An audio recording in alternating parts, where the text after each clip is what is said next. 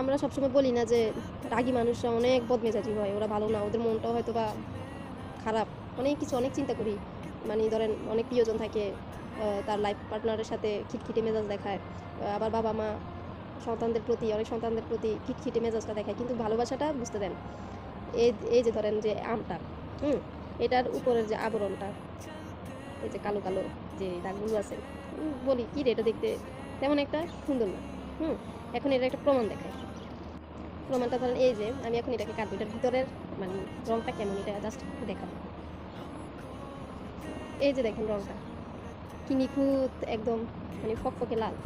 হ্যাঁ, আমটা তো হচ্ছে ভালোবাসাও এমন একটা, যেমন ধরেন আপনার সাথে আপনার কোনো প্রিয়জন বা আপনার কোনো বন্ধু বা ধরেন আপনার বাবা মা রাগটা দেখায়, ওরা উপর থেকে একরকম দেখায়, কিন্তু ভেতরে ওদের মনটা এরকম ফকফকা পরিষ্কার, একদম নিখুঁত।